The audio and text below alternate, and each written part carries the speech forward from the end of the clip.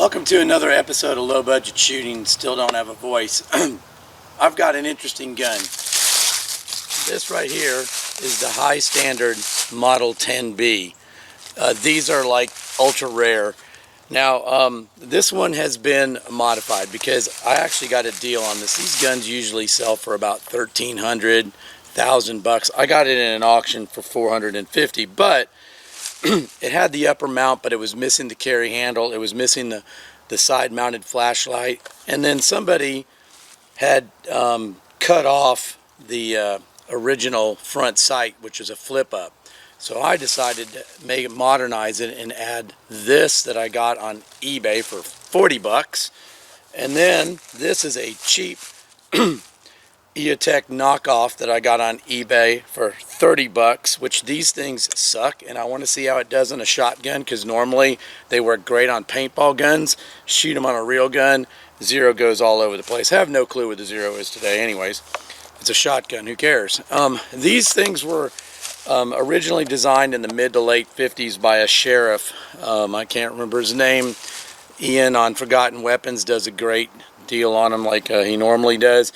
He wanted something more tactical for the police department, so he made a Bullpup. He cut down, he took off the stock, and then had this plastic mount put over it. I can't remember the original shotgun it was on, but later on High Standard picked it up, and they started making them from 1960 to 1970. So it's kind of a revolutionary gun because it's a Bullpup shotgun, so to speak. Well, it really is, because the action's back here. This is the B. The A version had a big old mag light mounted right on top of it, but there was problems with it when they were shooting. The mag light filament would break and die, and it didn't work very well. So later on they came out with the B version, like I said, where there was a mount for the flashlight on the side of it, and a carry handle and a sight that went on it. And the Model B, the Model A originally had your bolt charge back here, a button to push here, and then the Model B came out with it on the side to where you could charge it from the side. These guns were notorious for not shooting well unless you used full power ammo. I've got some different kinds I'm going to try in here and see how it goes. There was also an extension that was made for this that you had to get from High Standard because of the way that it worked on their shotgun. And those are super ultra rare if you can find those on here. I bid for a gun just last week on a gun broker that was a Model 10B that had everything period correct with the extension, and it went for $1,350, and then there's another 20% on top of that. So if you can get a hold of these things, I'd say buy it for a historic thing value. I'm going to try to restore this eventually, but for now I modernize it. So let's quit talking and start shooting.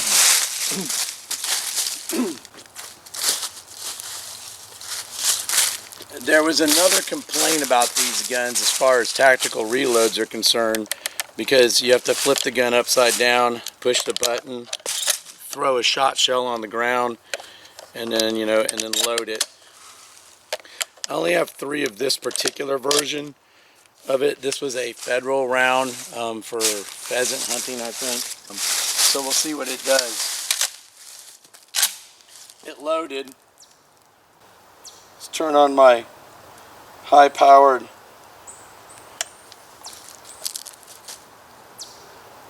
oh, there it is.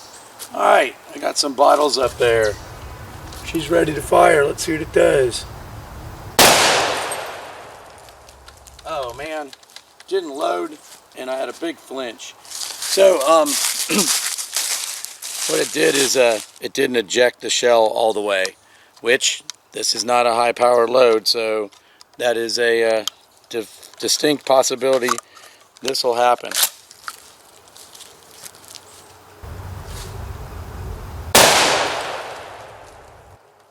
Oh man. Okay, this time it was a failure to extract.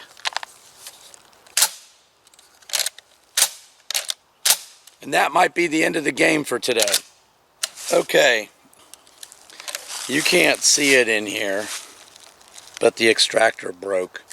Fortunately, because this is made from a high standard shotgun, and I can't remember which one it is, I will find out and tell you.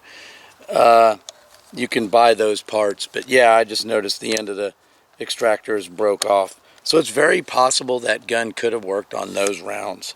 So we'll be back after this is repaired. Okay, here we are in the workshop, and it's time to dismantle the Model 10B to replace the extractor. I got an extractor for 28 bucks from Numeric. Let me see something.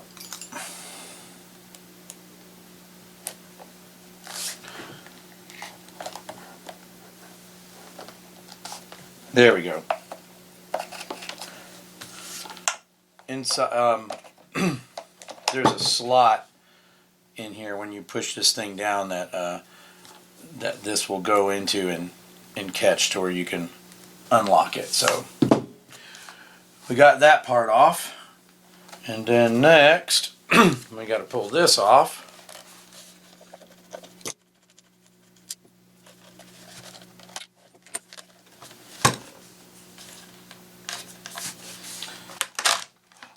And that comes forward, and then this pops off.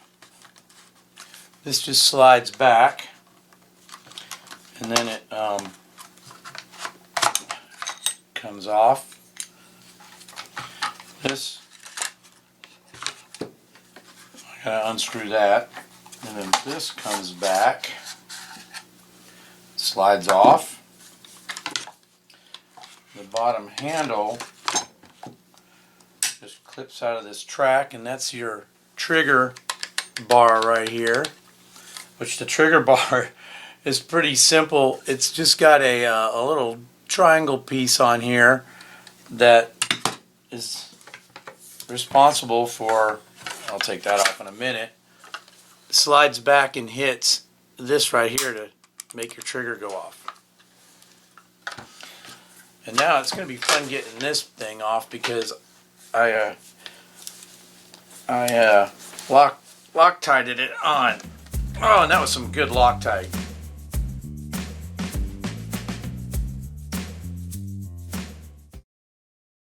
Go, and then you slide that off. We'll just set that up here. And now it's time to take this guy apart to get to the bolt.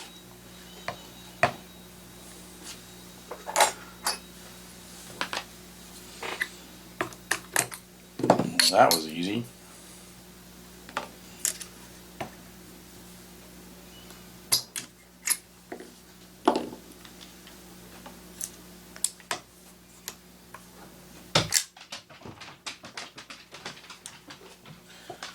The trigger assembly in it this is all made of aluminum.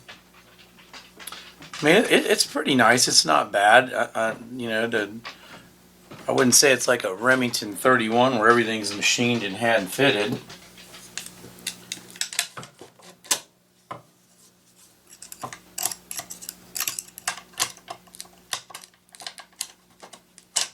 There we go. There we go.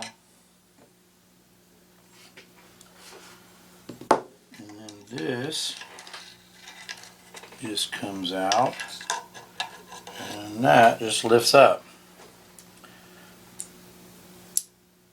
So now we got the bolt. Now the problem is right here is the extractor is what's broken, and so I've got to pull that out, and there looks to be like a little pin that holds it in.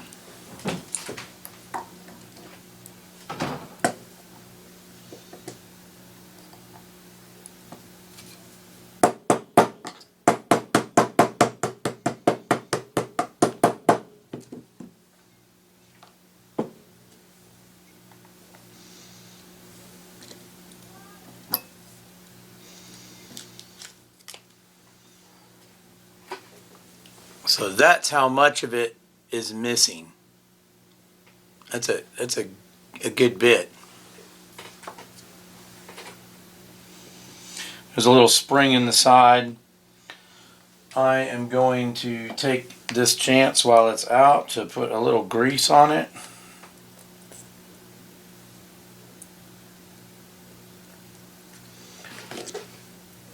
I like to use a Tetra gun lube. I've been using it for years.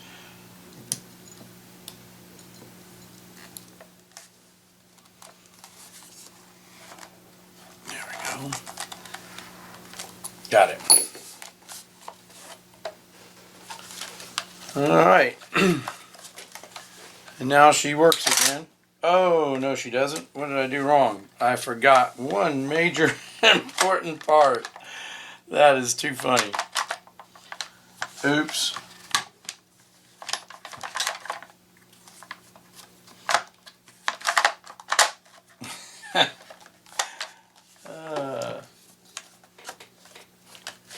There, you know, it helps if you put the cap back on with the screw.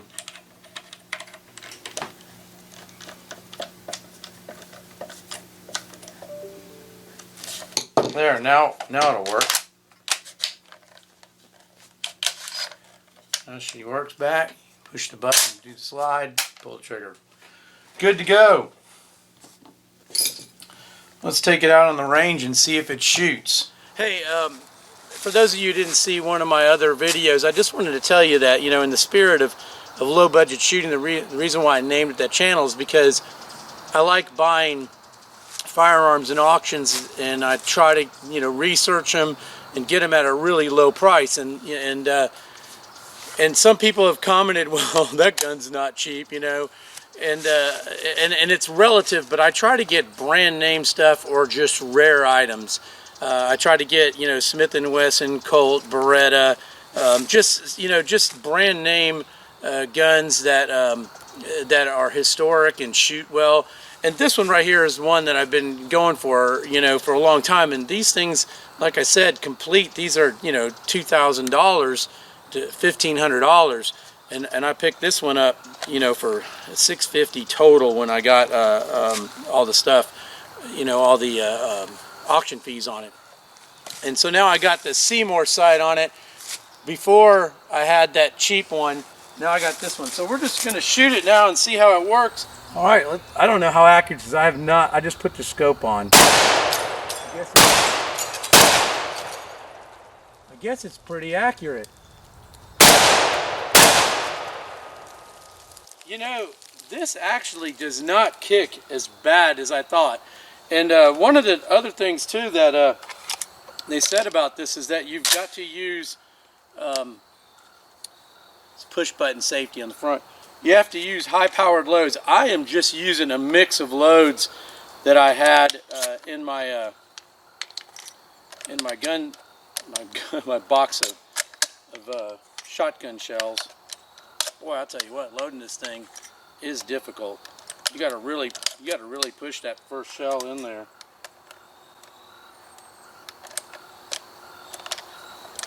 It doesn't feel like it's gonna go in, and then it does. All right, that was it. I am gonna shoot one. I just want to see what the pattern is on this. I got a plant right in front of it. Let's just see what it patterns like.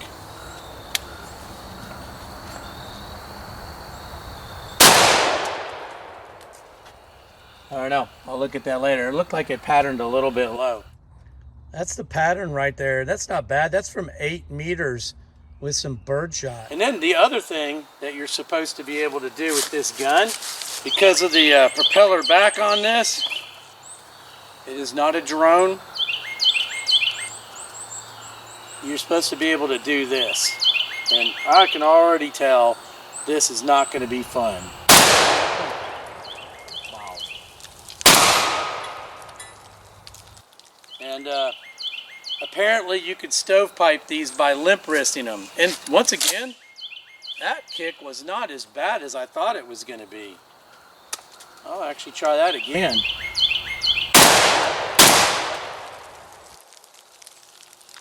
That's it. Got 2 more rounds. All right, last 2.